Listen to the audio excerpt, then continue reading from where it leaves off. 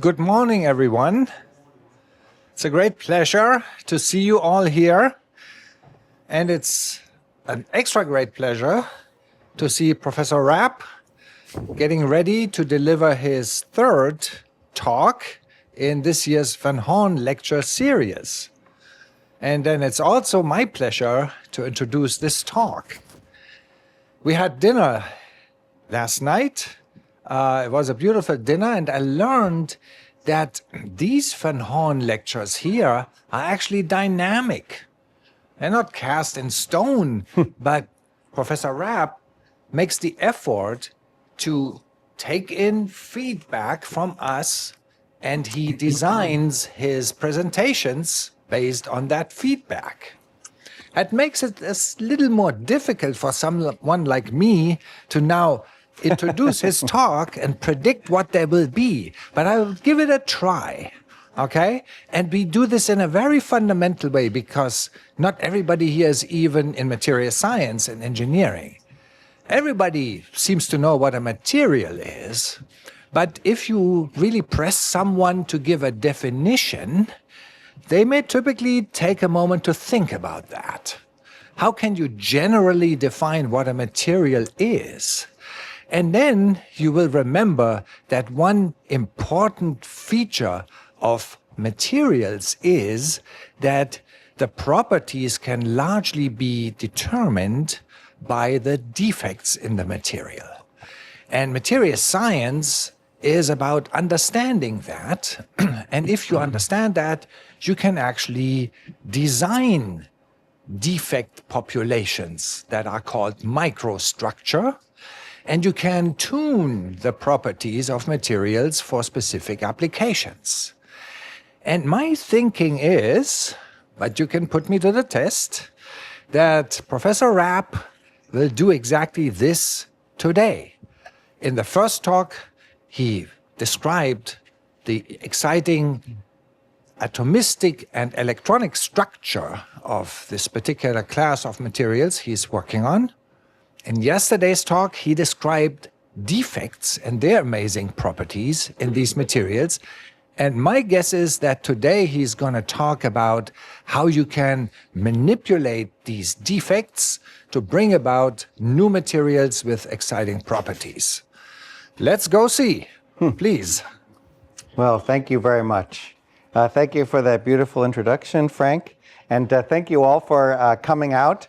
It's really been a joyous week together. I've learned so much from interacting with all the research groups here.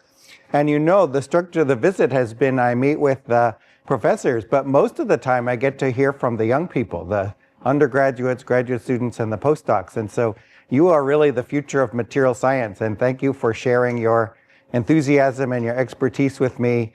It's really been a great time to share ideas together. So thank you so much for that. Yes, Frank is right. I was surprised and maybe a little taken aback that yesterday most of the questions after the talk were about methodology rather than about the science. There were some scientific questions, but a strong curiosity about how we can learn what we learn. And so I rearranged my talk to include a couple of topics where we pioneer new methods in order to develop new understanding. So I will actually switch over and show you a few different stories today.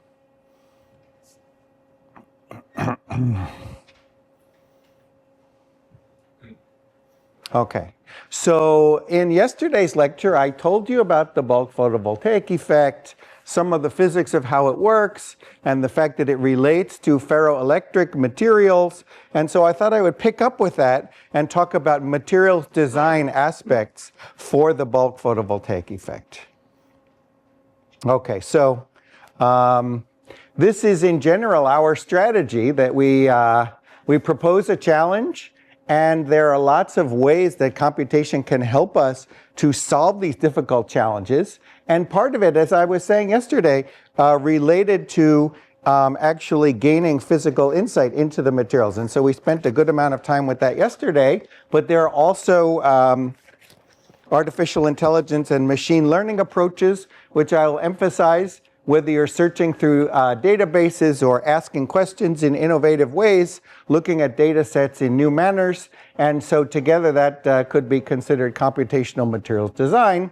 But then the most important part maybe is iterating with experimentalists. You know, they say sort of no theory survives its encounter with the experimental world. But through iteration, we can come up with a view of the world that is valid from all perspectives. Okay, so I already sort of motivated the idea that we'd like to study light matter interactions, and part of this is for solar energy harvesting. We spent a good deal of time talking about the halide perovskites, and then I told you the idea that conventional solar cells work via a PN junction, but wouldn't it be nice to have photovoltaics where you have a single material that tells the carriers which way to go instead of needing to make an interface with a trapped electric field. So this is all sort of review. There is some great worked examples that this bulk photovoltaic effect, or at least ferroelectric photovoltaic effects can happen. So if you shine light on lithium niobate and it's in contact with water, what you will find is that at one surface you produce hydrogen, and at the other surface you don't. And so that suggests that the electrons are preferentially going one way in the lithium niobate, and this is a promising, motivating experiment. But when we looked at this, we said, yeah, but these are insulators, and so the light that they're talking about is ultraviolet light. So we asked the question, could we have a ferroelectric material that conducts the bulk photovoltaic effect, but using visible light? And so my student did a database search and said, okay, let's look for a bunch of perovskite-based ferroelectric materials and say what is their polarization and what is their band gap. And there's lots of materials whose band gap is 3 electron volts or higher. There's very few with band gaps in the visible region. Bismuth ferrite, to some extent, is an exception to this, but its optical band gap is actually higher than this. It's about 2.7. So it's mildly promising, but not extremely promising.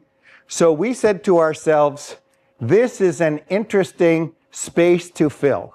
Materials that are strongly polar, but modest band gap. So can we solve this problem based on the physical principles that we learned and that we discussed in some of the previous lectures here? So can we design materials to combine low band gap and high polarization? And this will shed new light on the bulk photovoltaic effect. Okay, so here is our strategy.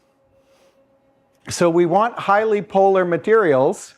And so we say, at least for now, let's start with the perovskite crystal structure. We have done many other things going beyond the perovskite structure, but since that's sort of a common language for us based on the previous lectures, let's talk about those aspects. And then we'd like to include visible light absorption. If you notice, the perovskite oxides are generally all white or colorless, but there are many oxides that have color, right? Like iron oxide is rust, and it's a characteristic color. Copper oxide is characteristic color. So the late transition metals, their oxides seem to provide visible light absorption. So can we combine known ferroelectric perovskite oxides with late transition metals and then use chemical considerations to narrow the list? So this is the thought process pioneered by my student Joe Bennett. And here is the idea. Suppose you take lead titanates, are all familiar with that. You have the titanium atoms in octahedra, lead in the site that's between the corner sharing octahedra. But now suppose we put something else here, like the D8 transition metals, like nickel. It could be a +4, but it most likely binds a vacancy. So the reason the structure looks a little broken is there's one oxygen vacancy adjacent to this metal. So what will happen? If you have a nickel +2 ion, that's a D8. So from your general chemistry considerations, if the nickel were a free atom, you would have 8 d electrons. Yeah, there'd be some splitting, but it would be tiny. But then when you include nickel in an octahedral cage, you would get 6 filled and 2 up here. But actually, this is closer to a square planar geometry, or really square pyramidal. You will get C4V symmetry, and you'll have 2, 4, 6, 8 electrons, and then only the 5th d electron will be empty. So we're inducing a much smaller band gap within the large parent band gap of the lead titanate, which is not absorbing in the visible. So we're literally installing chromophores, installing sites that have visible light absorption inside a ferroelectric material. So let's see if that can even work. So we constructed a supercell and we made lead titanate nickel oxide, lead titanium nickel oxide. And we included a vacancy adjacent to the nickel. You can see the nickel atom here. And then we could look at the electronic states and we could calculate the properties. And it turns out that there's an anti-bonding state around this nickel oxide, which is the state, and then there's a bonding state near the titanium. And these are the states that are these boundaries of the conduction band and valence band. So this is, I think, an amazing graph. If you use the simplest kind of density functional theory, which is referred to as the local density approximation, and you say, what do you get for the energies of the d orbitals? This one's filled, this one's filled, this one's filled, this one's filled, this one's filled, and then this one is empty. Can you see it's above 0? So there's one empty d state. Then if you do a fancier treatment, which, you know, we could talk about flavors of DFT all day if you would like, you get 4 filled ones and 1 empty one. And then if you do another treatment that actually includes some exact exchange, this one's considered to be even better, you get 4 filled ones and 1 empty one. So yes, we can improve our ability to calculate the numbers accurately. But the freshman chemistry crystal field splitting is good enough as a design rule to tell us we're able to make a small band gap thing. Now, how big is that band gap? Well, you know, we'll work with our experimental friends on this. Okay. So one of the great joys of my life is the strong collaboration I had for many years with Peter Davies and his group. So he was actually willing to take this sort of germ of an idea, and he and my student Joe Bennett, he was one of the few who was a theorist and they wanted to cross over and see if he could prove some of his predictions. He went and made pellets of lead titanium nickel oxide. So you get the powders, you mix them together, you grind them in a mortar and pestle, put them in a tube furnace, right? Then you regrind them, and you make a pellet. And so these are that material come to life, okay? So it turns out when you do X-ray diffraction, you can see a lot of nickel oxide. The nickel oxide is not amazingly soluble in lead titanate. So it was a good idea, and it went in at sort of the 2% level. You can definitely see it has a color, but it's a 2-phase pellet, okay? So it's not like really what the dream was. But so this is where iterating with experimentalists is really important. That Peter says, you know, titanium doesn't like having vacancies. I'm like, oh, okay. That this is just knowledge he happens to have, you see? And he says, but niobium is much more tolerant of vacancies. So we say, fine, don't have lead titanate as the parent ferroelectric, have potassium niobate as the ferroelectric. And then we'll add barium nickel oxide to potassium niobate. And those pellets are shown here. And you can see the green color is very promising. This actually made a single phase. And so this is what we abbreviate as KBNNO. And I'm happy to say that another of my closest friends in the world is experimentalist John Spanier. He and his students took the pellet and extracted lamellae and did material characterization. And they were able to show that this material is still ferroelectric. And by doing ellipsometry, this is the parent material, and the place where the absorbance graph crosses 0 is the band gap, basically. So the parent material, potassium niobate, has a large band gap, and all of these new materials do have band gaps in the visible. So we have designed, we think, the first visible light absorbing ferroelectric photovoltaic. And you can see a photovoltaic effect. And so you can, if you turn light on, you get a photocurrent. You turn the light off, the photocurrent goes away. You turn the light on, photocurrent goes away. Then you can actually pull the material. You can orient the dipoles the other way, and the photocurrent goes the other way. That is something you cannot do with any p-n junction. Once it's p-n junction, you can't flip it around except to just reverse the device in your hand. So this was really exciting to us, and I'm happy to say it made it onto the cover of Nature. And so that was really a high point for us. But it made us feel that the physical understanding we were able to generate through coordinated experimental and theory research could then translate into the design of new materials. This was not a composition that was known before, and it seems to have promising properties. So I wanted to tell you about that as a worked example of using different ways of thinking to lead to materials design for functional applications. Okay, so I have one more new method to show you that relates to ways of discovering physical phenomena and designing materials. So we have developed a method. This is kind of a mouthful, right? We're talking about the ab initio grand canonical Monte Carlo method. And this was developed by my wonderful students Tian Chu and Rob Wexler. Rob is now a professor at Washington University in St. Louis. Okay, so what is the idea of this thing? So ab initio, that means we're going to be doing calculations from first principles using density functional theory and quantum mechanics. Grand canonical means we're going to model in a way that atoms can come in and out of our simulations. So the composition can vary during the calculation. And Monte Carlo means there will be random probabilities for different things to happen, but they will be guided by statistical mechanical rules so that the overall set of structures that we visit has some properties that we desire. Okay, and so in this case, we're looking at discovering a surface phase diagram using this method. Okay, so if we want to find a surface phase diagram from first principles, you would say try a certain pattern, try another one, try a bunch, and we hope that they are chemically intuitive and we can figure out what to do. But nature is often too complicated for us. And the example I like to quote, I don't have a slide for it here, but if you take just silicon, crystalline elemental silicon, and look at the 111 surface, one of the ways it reconstructs is in a 7x7 reconstruction.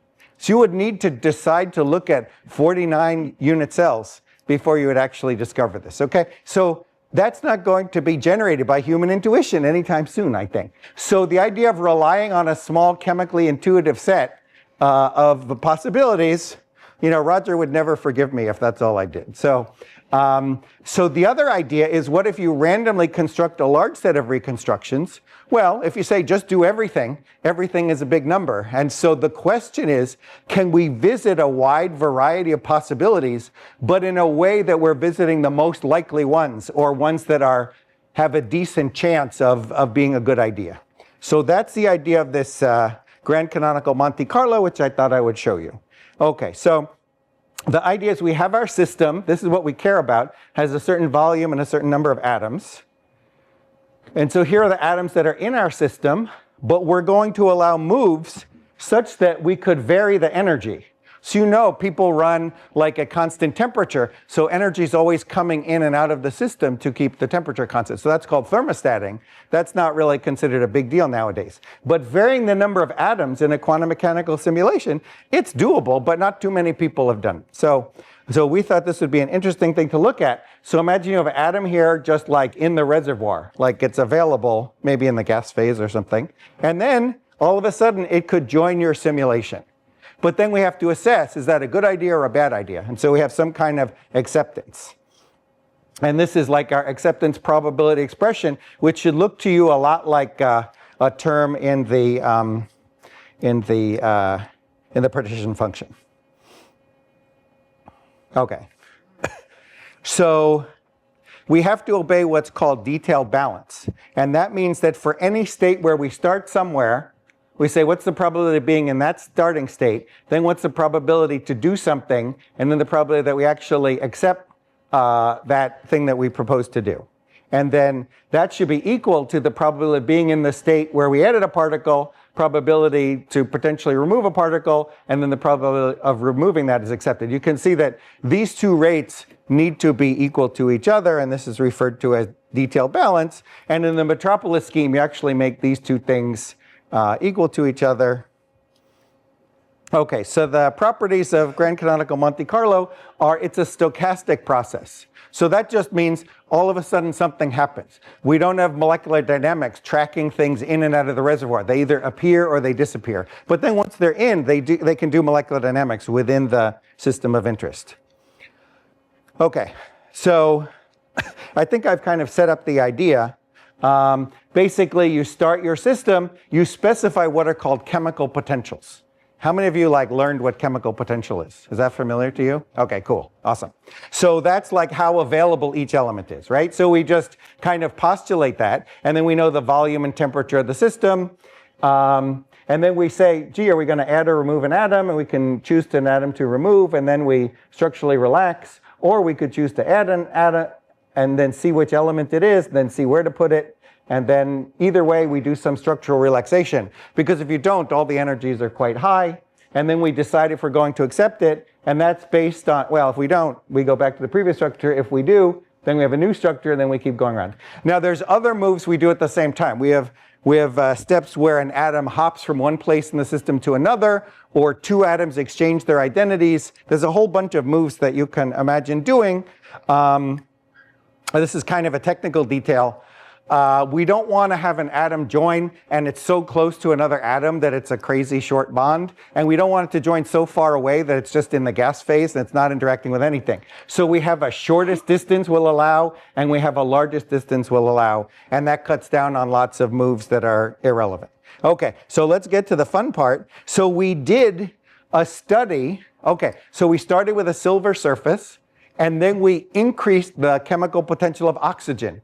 So the surface should oxidize. So we're actually modeling a non-equilibrium situation where we're going to watch the process of oxidation. It's stochastic, but in a way, we're watching how it happens. So overall, we discovered over 6,000 different structures, and this gives us, if you like, a convex hull. So these are the things that are actually the stable structures at different points in the oxidation. So when you're out here, oxygen is so unavailable that the favored structure, not surprisingly, is oxygen never stays. If it's too unavailable, it just goes right back to the reservoir.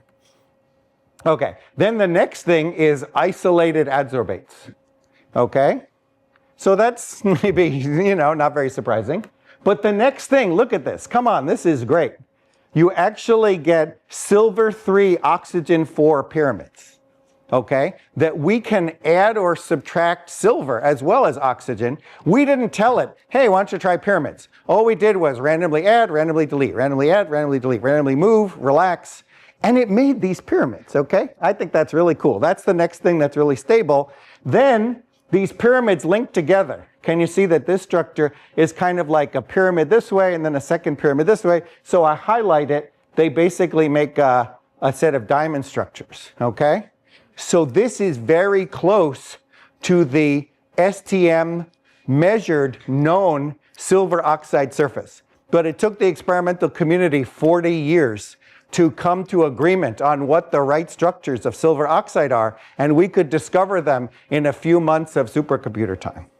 So I think that's really kind of interesting.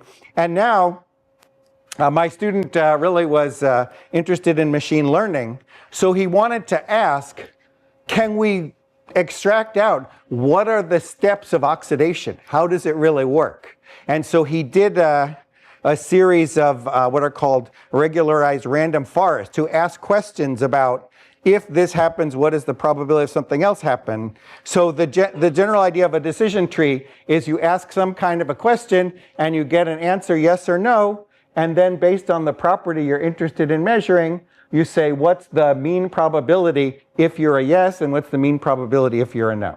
And then if there's a bunch of data here, you ask another question. And then you say, what's the mean answer of your chemical property here or there? And then maybe you even ask these guys a third question if you haven't separated them enough. And so this is the idea of generating a decision tree. Then to make a random forest, you make a bunch of different trees. You ask different questions in different orders, and you could sort the data in different ways. And that's based on the data that you already have. So then when you have some new structure, you can predict what should the answer be for your new data comes along, and you say, oh, I would have said no, and I would have said yes to the second question. And for the ones that answered that already, their mean answer is 0.3. and then you go to this tree and you say, I would have said yes, yes, no, and the mean answer of all of those guys who did that was 35, and then this tree, you would get an answer like 31, and then so you can average those averages, and you can make a pretty robust prediction of something based on having queried the data already. So my student asked, for all these structures, what are the things that are important for whether you're going on in the growth process? And the most important thing is the coordination number of silver with oxygen. It really likes to have two neighbors. And then the second most important thing is, what is the bond vector? I taught you guys about bond vector. So if this were at a 180-degree angle, the bond vector, the resultant would be 0. But here it's bent a little bit. And so it turns out that the best answer is a coordination number of 2. And a bond angle of around 5 degrees, well, 175 degrees, 5 degrees away from horizontal. Okay, so these questions and answers enable us to show you the steps that happen.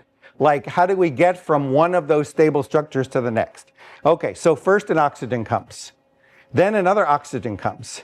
Then it pulls up a silver out of the bulk to join those two oxygens. Then that chain gets another oxygen, and it pulls up another silver, and you get elongation. And then you get a third one. We'll call that branching. And then it goes a coordinated reorganization like that.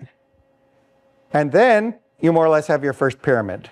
And then the process kind of repeats again, and you get another concerted rotation, and now you have your diamond. So we can actually piece together the dynamical process from studying the stochastic runs, but subjecting them to a machine learning querying process. So that's the second thing that I wanted to show you.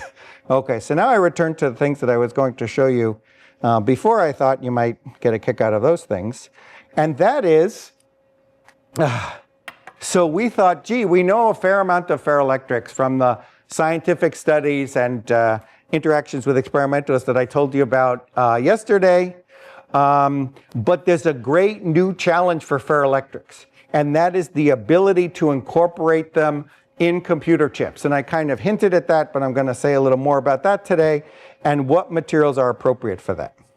Okay, so the two main material classes that people are interested in are hafnia and aluminum nitride. So for those of you who know something about the computer industry, it used to be that you could use silicon dioxide as the insulating material between silicon gates. But it turns out it's not a high enough dielectric. So for more than 10 years, I think it might be almost 20 years, we've been using hafnia as a gate dielectric.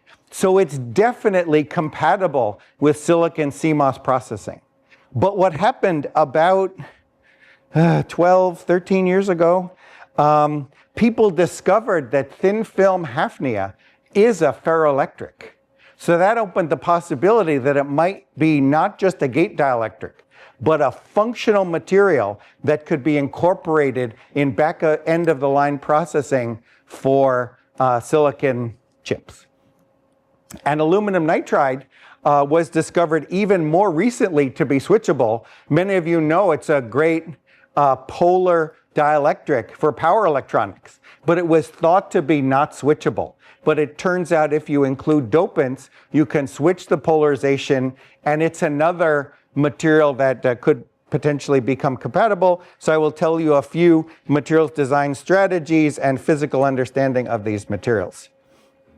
Okay, so these are some of the most important ferroelectrics for information technology. So I talked a lot about lead zirconate titanate the other day. So it has a good polarization, very strong endurance if it's on the right kind of electrode. When you come to hafnia, I told you, it can be incorporated onto silicon chips, as can aluminum scandium nitride. They have robust polarization, possibly too large polarization, but the biggest challenge here is their coercive field. So do you remember I showed you a hysteresis loop? That was asking, how big an electric field do I need to switch the polarization? If we're going to use these for computer memory, we have to be flipping those bits. Remember we talked about that. So these coercive fields, look, 800 to 2000, whereas PCT, it's like 50 to 70. So just delivering this amount of voltage to a computer chip, very difficult. And it's very close to the amount of field that would short out the material. So if you're operating at 80% of the destruction field at all times, you're not going to have a very long lifetime. So these are some of the problems. Even though these appear to be extremely promising materials, there are some interesting challenges. We don't know, why the coercive field is as high as it is, but we're piecing together that explanation. And so the target application is, this is probably familiar to you as a CMOS computer chip. So you have the actual CPUs, and then there would be some very fast SRAM built onto the chip. That's going to still be the same. And then there would be DRAM, which is volatile. But the issue here is that you need to have communication out over a millimeter to centimeter scale to access the memory and to access the storage. And so what we'd instead like to do is within a computer chip, so this is now on a micron scale, can you have the CPUs, but you can build other functional material devices onto the stack. So it would be adjacent to the computer chip, meaning in another layer. So we refer to this as three-dimensional chip design, and it would be close by, and you would remove a lot of the electrical heating that's present in current computers, because the pathways to send a message and say the CPU wants these data, please send the data back, and now the CPU has made a new result, please go and store them. And the other thing that I think is fascinating is the proposed idea of compute in memory. So instead of, please send me the memory, okay, here it is, now I'm doing calculation, now please put it back. You send a message to the memory. When you get to that location, flip the bit and don't tell me about it. Just, you're done. You see? And so that kind of compute in memory could be dramatically more efficient. If it's reliable, and a lot of things have to happen. But you'd need it all to be built together. So that's the dream of on-chip, large-scale, non-volatile yet rapidly reversible memory. Okay, so I'm going to tell you a few stories about hafnia and a few stories about aluminum nitride. So I think I've mentioned some properties of ferroelectrics. We didn't concentrate too much on the idea that if you take a ferroelectric material, they all have what's called a size effect. If you take a ferroelectric material and you scale it down, the polarization might be large and large, but then if it gets thin enough, you have what's called a depolarization effect, and you lose the polarization. So trying to make thin film ferroelectrics, there are some interesting challenges, which we could have a whole other talk just about thin film ferroelectrics. But the idea is most known ferroelectric materials lose this capability when they go to thin films. Hafnia zirconia, by contrast, it's not ferroelectric as a bulk material, most people would think. But when you put it in thin film form, it takes on a polarization. So some people refer to this as an inverse size effect. Now, the reason for that is kind of known, that in some way growing it as a thin film exerts stress. And so you're putting the material into a volume or a shape that's not its ground state. If you stretch it, that can foster ferroelectricity. So we sort of understand that, but it's still a useful property, and it means that thin films of hafnia, which is very desirable to use a small amount of material, those are the most functional ones. Okay, so I already mentioned this problem of high coercive field, and I think you remember we did some deep dive into the properties of domain walls and their motion. So if you start with hafnia and you say, okay, I have some of it polarized up and some polarized down, and then I want to move one of these domain walls by unit cell, the barrier is very high, much higher than the barrier for moving a domain wall in lead titanate.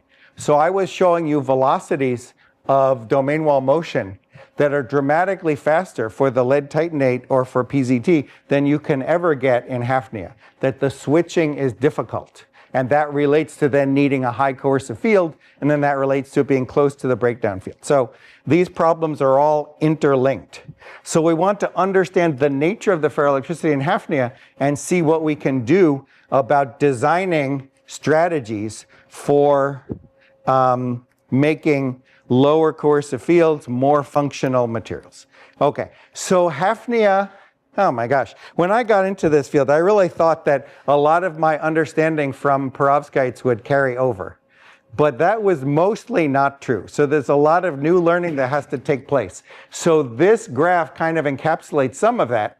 I think you're probably all familiar with the fluorite structure. So it's a cubic crystal, looks like this. So this one is represented here when no distortions have happened yet. So we'll call that 0, 0, 0. That this is the perfect high symmetry cubic crystal. The first thing that happens when you cool down the cubic Hafnia is you get a tetragonal distortion.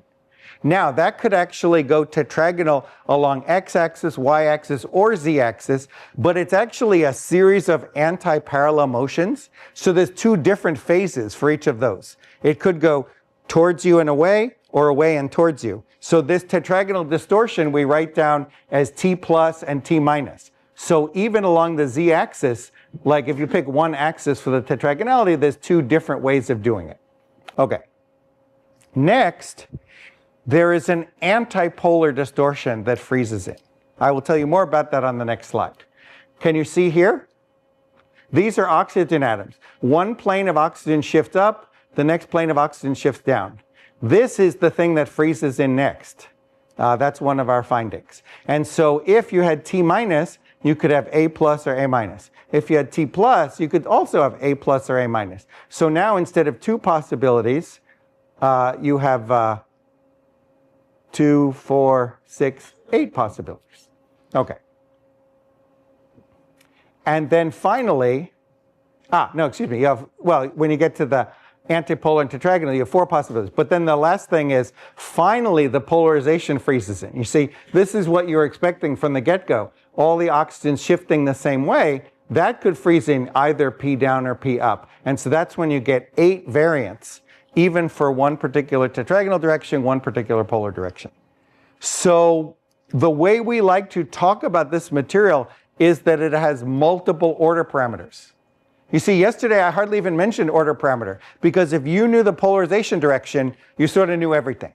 But here, you could have polar up, but with antipolar plus or antipolar minus, or with tetragonal plus or tetragonal minus. These are all different variants of the crystal. Okay, so the amount of domain walls we had yesterday, we have dramatically more of them now. So that's going to turn out to be very important. Okay, so if you think about this antipolar mode and the polar mode, this is a graph of the energy when you freeze in some of the antipolar mode, when you freeze in some of the polar mode.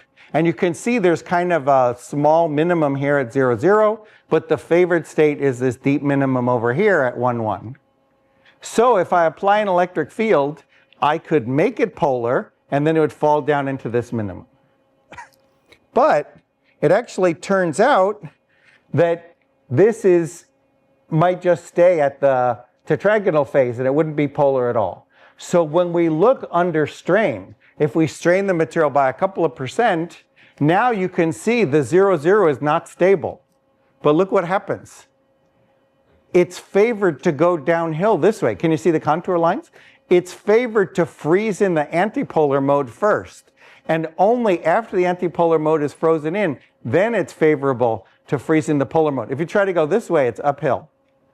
So we like to say, this is very confusing. We like to say that Hafnia is ferroelectric because it's also anti-ferroelectric. Normally you think it's either anti-ferroelectric or ferroelectric. This one is both. And the anti-ferroelectric freezes in, and that's what enables it to be ferroelectric. Okay, so that's a whole new world for us. Okay, so So what I was mentioning, so I just kind of said this. It's sort of a two-step phase transition. And so the polar mode won't freeze in. It'll stay at a minimum with no polarization. But the antipolar mode wants to freeze in. But then once you induce the antipolar mode, then the polar mode starts to freeze in later. So I kind of said that twice. So for those of you who are more of a mathematical origin, this is what's called a Landau-Ginzburg-Devonshire expansion. It's just like energy as a function of order parameter. And so what you can see here is you have p squared. But this coefficient is positive, so it doesn't make it ferroelectric. But this coefficient is hugely negative. So once you freeze in A, this guy makes a minus p squared, but only once A is already here. And so that's the way in which the multiple order parameter nature is absolutely intrinsic to the ferroelectricity of these materials. Okay. So how does this affect the switching process? Suppose you have something that's polar. Okay, do you remember I told you for it to be polar, it would be up, up, up, up, plus up, down, up, down. So this is what the polar state looks like. It's up, 0, up, 0, up, 0. Do you see? So you just have to get used to that, okay? This is how it is in Hafnia, that you can't make it that every unit cell, they're all up. There's a long story for exactly how that works. But now, suppose you say, I'm going to make another domain. You might think I could go up 0, up 0, up 0, down 0, down 0, down 0, right? This is very sensible, yeah? But I could also go up 0, up 0, up 0, 0, down 0, down 0, down. Do you see? Those are both reasonable. Which one do you consider more reasonable?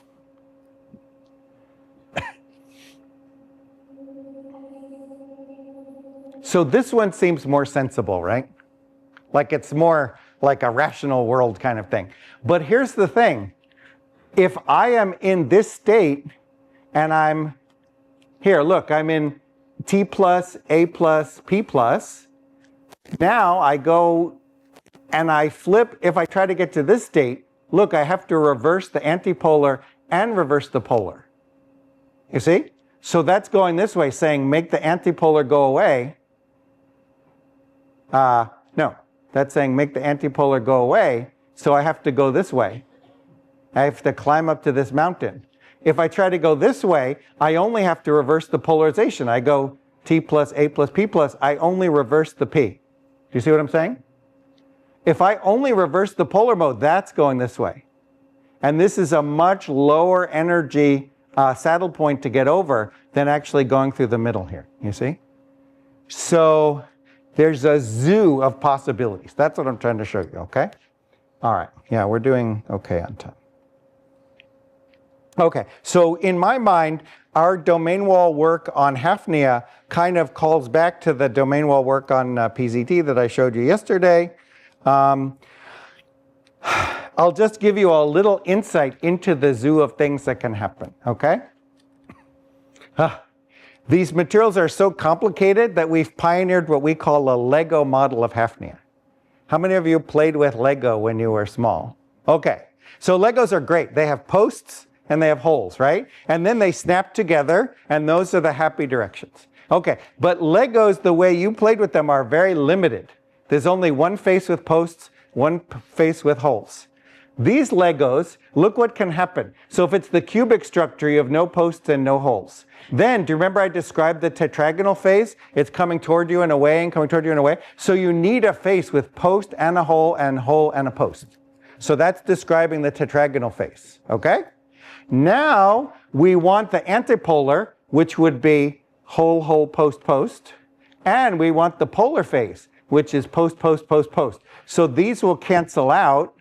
And you see, then you get nothing, nothing, post, post. Do you see? That's the up, 0, up, 0. You see? That's what this face is doing. So, oh, I forgot to say, another way this is crazy more complicated than perovskites. If you have tetragonal ferroelectric, the axis of tetragonality is the polar axis. Here, no. It's tetragonal this way, but it's polar this way. So it's just a whole new reality, okay? We could talk about each of these things. I know they're like controversial and surprising. And so it turns out when you freeze in the tetragonality and the A and the P, there's this fourth thing called M that has to come in, which we don't even have to keep track of it. If you know the direction of T, A, and P, like plus, plus, plus, you can calculate what the direction of M is. But you get posts and holes on this side also. So it's a fully three-dimensional Lego, okay? You see? So now we can begin to think about domain walls. So you saw the phase that I showed you, the red Legos that were from the previous slide. They're polar up, they're tetragonal, and they have this little side thing that comes along with the polarization. Now I want to make a domain wall. Suppose I think about the z-axis and I make a mirror plane. I cut through the equator here. Do you see the post gets reflected up to the top? And there it is. And so the up polarization gets rotated to the bottom, so now the polarization's down. Are you with me? And then the last thing is what happens in the junction point here. This guy gets reflected, but a post becomes a post, hole becomes a hole. And so now this post goes into a hole. Can you see, all right, here's the question. Can you see that this guy and that guy snap together perfectly? Because it goes post to hole, hole to post, hole to post. Do you see that? They fit together perfectly. There's no problem. It's a low energy domain wall. But that's not the only domain wall we can make. That's what I'm saying, because this multiple order parameter. And imagine you take this red, and instead of mirror, you rotate this guy by 180. So the polarization again goes to the bottom. The holes go around to the back of the top, so the tetragonality stays the same, but now the posts rotate to the back, and the holes rotate to the front, and so it snaps together post to post, hole to hole. Do you see that's going to be a collision? So for those of you who are ferroelectrics people, you've heard of charged domain walls, where you have like a head-to-head. This one is both head-to-head and tail-to-tail. You have plus dipoles colliding and minus dipoles colliding, all in the same domain wall. So this is a very unhappy domain wall.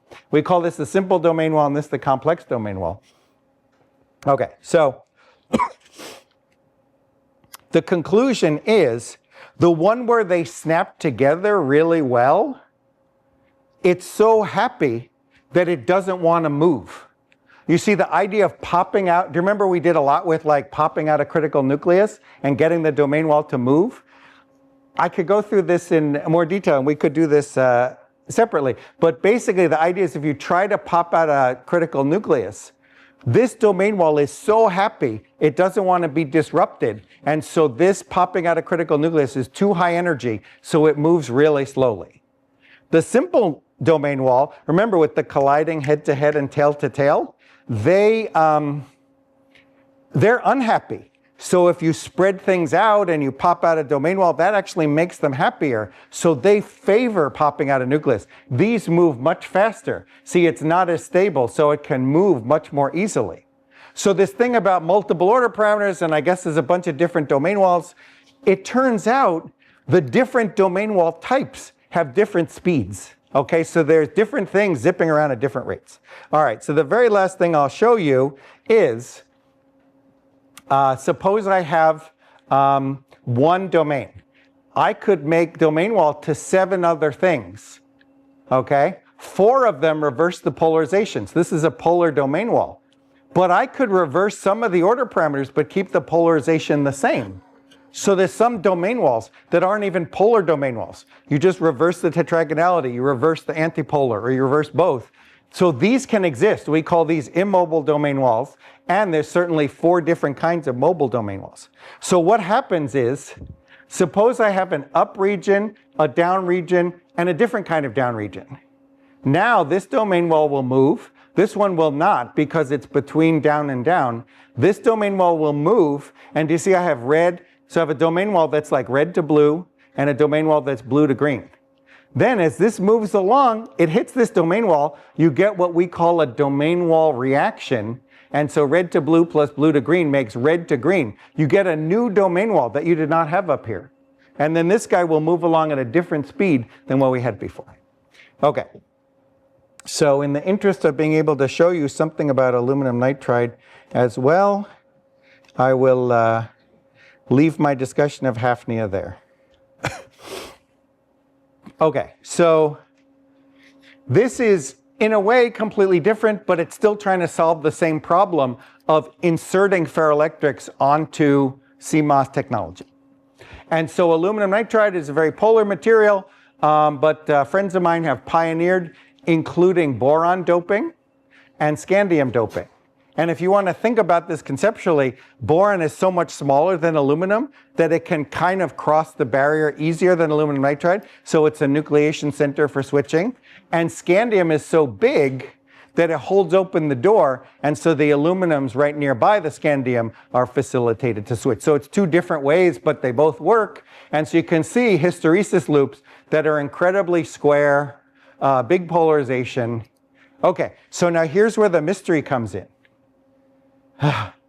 So you can apply an electric field and say, okay, I expect the polarization to switch. So how much of the polarization switched as a function of time? So it should start at 0 and then swoop up and get to 1. And we're going to use a nucleation and growth model. Remember, we talked about that a lot yesterday. So the nucleation and growth model is referred to as the KAI model. And this is the formula, 1 minus e to the minus t over t naught to the nth power, where n is like the dimensionality of the nucleus plus 1. So it turns out if you pick n equals 2, which is a kind of sensible thing to do, it doesn't fit the data, see?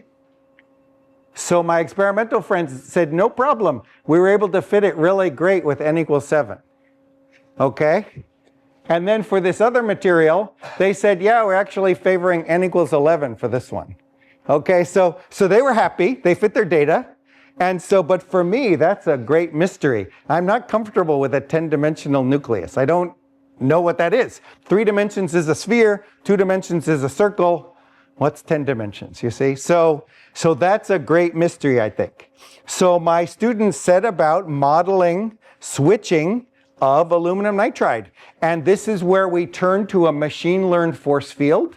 And we actually fit not just the wurtzite phase of aluminum nitride, but all the competing phases. And you can see the fit is actually amazingly good. Machine-learned force fields are actually a really well-worked-out technology. It's a great thing.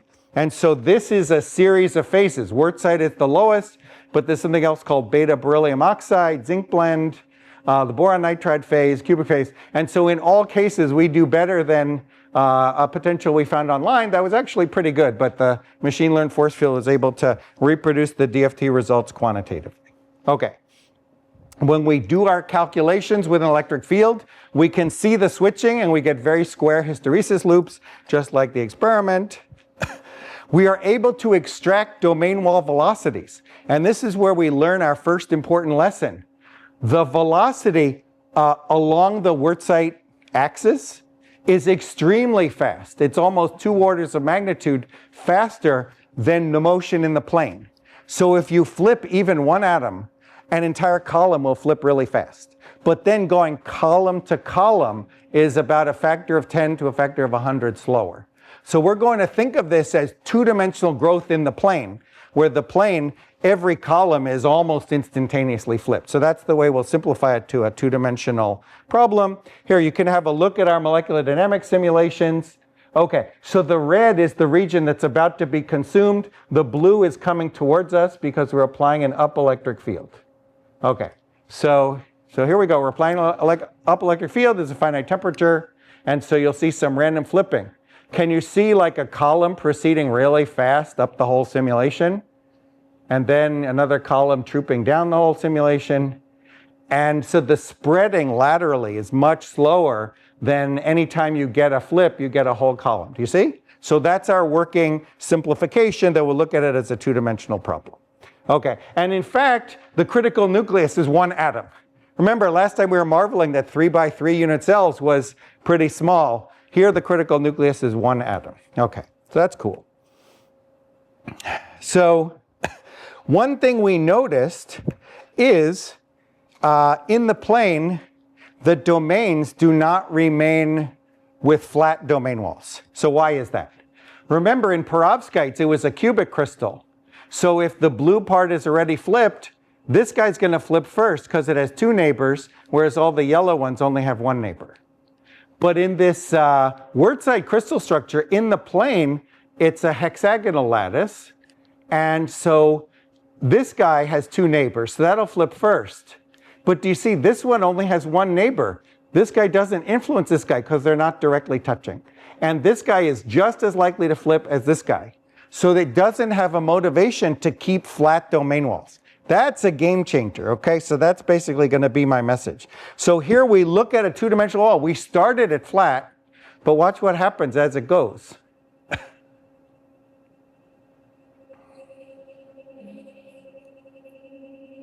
It doesn't stay flat. Do you see that these guys are quite behind, but they just don't mind that it gets jagged the further it goes. It gets more jagged, okay?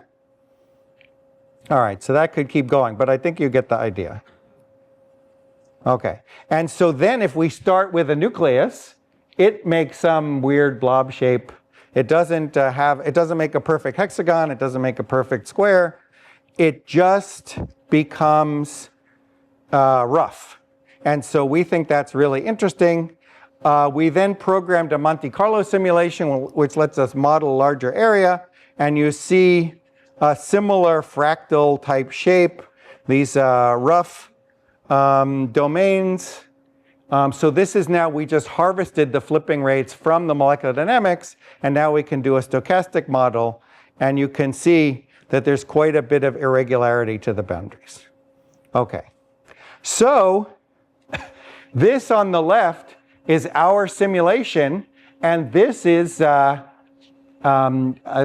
scanning probe microscopy of domain switching of an experiment where we just digitized the boundaries. And there's a way to quantify the roughness that's called the fractal dimension. And so our calculations give a fractal dimension of 1.29, and theirs give a fractal dimension of 1.34. So I think our simulations are capturing the physics of the nucleation and growth. And if we look at flipped fraction as a function of time, our results do not quite fit to n equals 3. And in fact, you have to fit like one particular value of n, and then you would switch to another one, and you switch to another one. So our results, our numerical results themselves are breaking KAI. So something is happening, and we are able to make the assessment. There's more I could say. We have some more recent work in this area, but basically, the KAI model assumes circles. So if you admit that the growth is not a circle and it can be a fractal, that is a justification for why the KAI model didn't work. So you don't need to go to a higher dimension of n, you need a new model. And so we've developed an analytic formula for a fractal KAI, which actually fits the data really well. Okay, so the last thing that I thought you would think is really cool is I have very clever experimental collaborators as part of the EFRC that I'm a member of. Susan Trollier-McKinstry is the leader of the EFRC, and Beth Dickey and JP Maria, and Kyle Kelly, Venkat Gopalan, Ismail Adab. So this was really a team of stars here, you see. It was wonderful working with them on some of these ideas. And the notion is, remember, aluminum nitride was not ferroelectric. You have to dope it. But the idea was, what if they make an epitaxial stack where some of the layer is aluminum nitride and some is aluminum scandium nitride? When they do the hysteresis loop, they're able to prove the entire stack switches, not just the aluminum scandium nitride component of it. So being adjacent to a switchable material imbues it with switchability. So that's another sort of materials design approach, and I'll show you the way we think about it. It comes back to the columnar switching.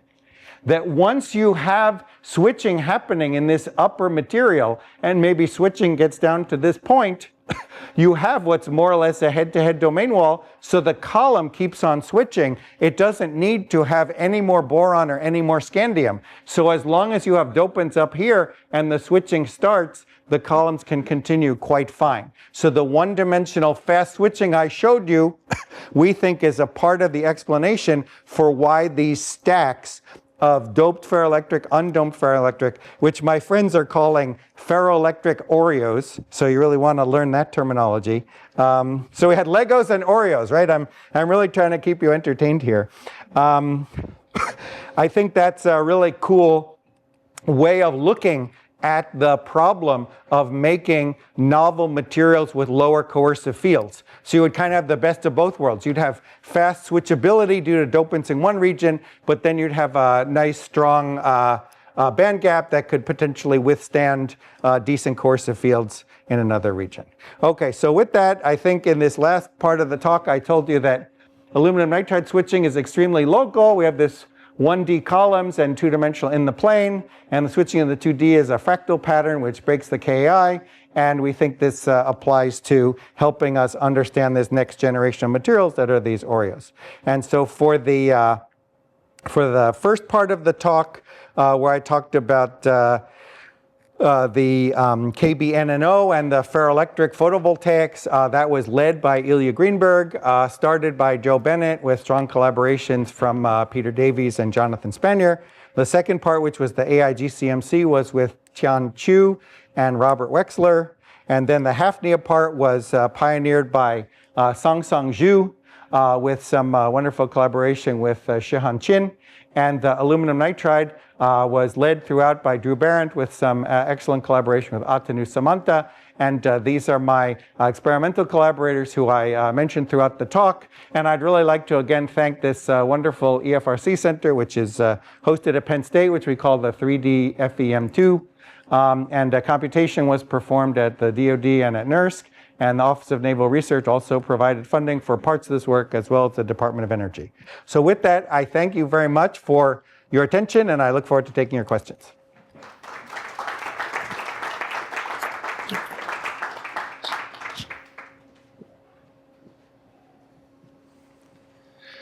Thank you very, very much, Professor Rappe, for this firework of inspiring ideas and spectacular results. Thank you.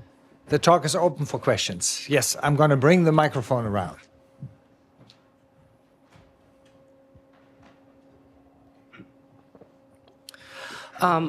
Is there any promise to applying the band gap engineering that you showed at the beginning of your presentation today to the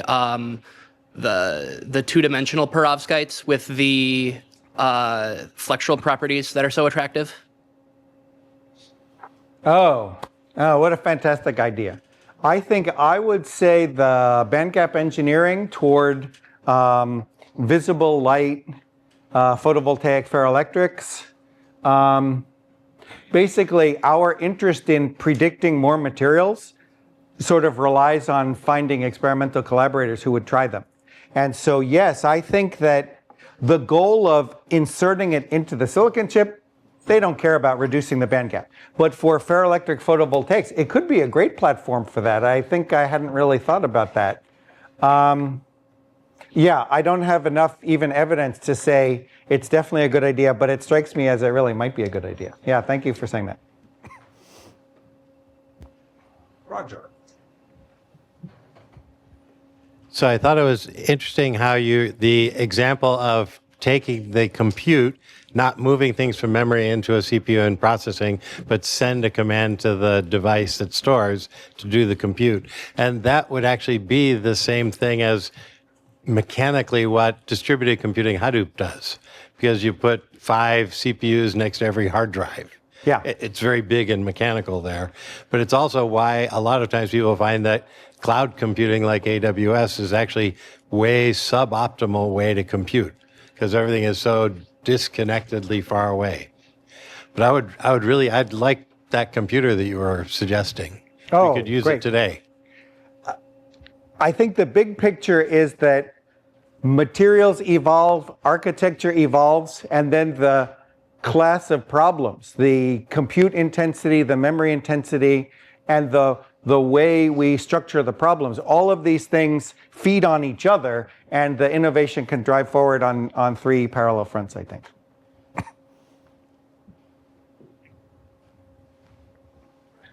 Thanks.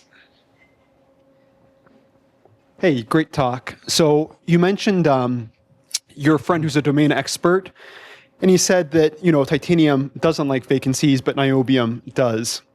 And I was wondering how close or far away we are from having sort of AI-informed decisions about compositions to try, both in theory and experimentally.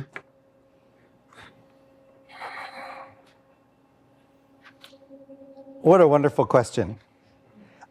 I think we have AI informing us about materials, and so which materials are possible on which crystal structure, maybe why they choose those crystal structures.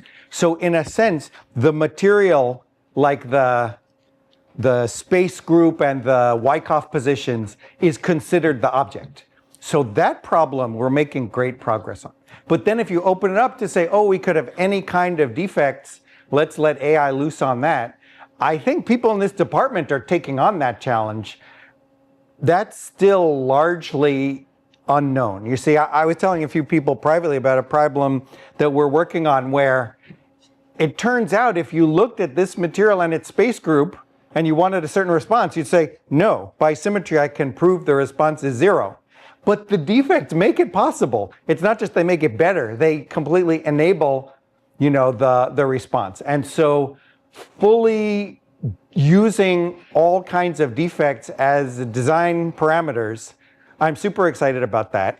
I'm even motivated about defects that can be reversible. You see, I think there are some cases where my experimental friends can have oxygen-poor conditions and oxygen-rich conditions and dilate the oxygen vacancy concentration.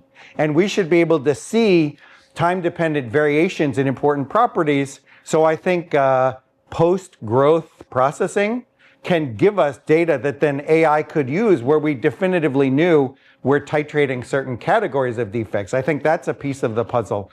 So I think you're kind of looking at, there's one problem where we have amazing progress, but opening it up to the full complexity of what material scientists deal with, I think we need imaginative strategies to keep going and actually know what we're talking about.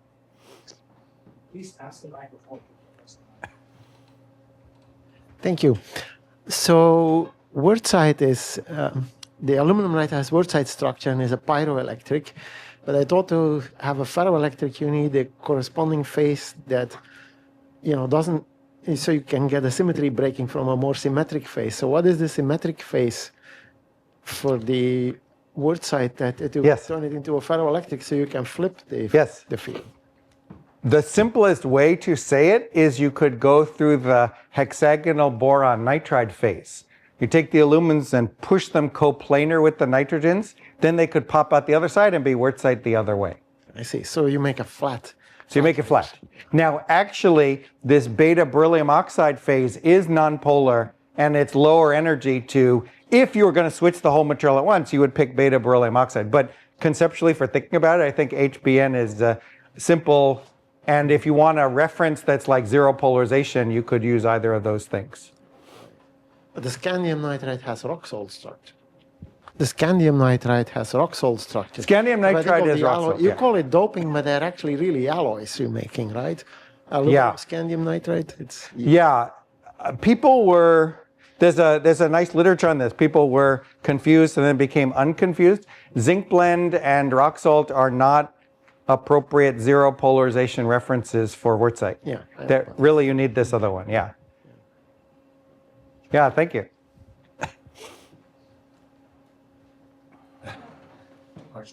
Can we pass it on? Sure. Thank you. Thank you. Very nice talk and motivating. My question regarding to the Hafnia part. So if I understand correctly that the strain you are generating does stabilize at the antipolar state, and then you're switching using the electric field. Yes. And the point is, so in that case, what is the origin of the conductive nature of the domain walls? Is it purely because of the mechanical boundary condition? What is the nature of conductive domain walls? Yeah, so You're what is saying the origin? In Hafnia. Right. If they are conductive, I think it would relate to having oxygen vacancies. That the stoichiometric HFO2 is not particularly conductive. Right. If you have a conductive domain wall, it could be that you have different stoichiometry or gathering of other defects to a domain wall, Or if it's a head-to-head domain wall, that would of course be, like a 2D electron gas type situation where you're attracting carriers specifically. And I flipped by it, but aluminum nitride, people can make 2D electron gases between similar types of wurtzite structures. So those are three ways that things could become conductive. But I think we know ways to suppress them, maybe not entirely successfully. But in the switching case, so would the conductive domain walls will be helpful in this case? Because why I'm asking, there is a recent paper on Hafnia that they grow on, I think, oxygen poor environment, and that was easier to switch, and the polarization loop opens up. Yeah, that's something different. You see, Okay. I think that's not due to conductive domain walls. People know that having the oxygen vacancies changes the energy relationship between the polar phase and the nonpolar phase. So if you make the polar phase destabilized, then the switching becomes more favored. So I think just having an equilibrium bulk distribution of vacancies that's larger potentially can favor switching for the reasons that I'm saying. In the same way that alloying with zirconia makes the ferroelectric well less stable, and so that facilitates switching as well. So there's a lot of excitement about the HZO. Yeah. For fundamental studies, I concentrated on hafnium dioxide today, but the alloy is very promising. Thank you.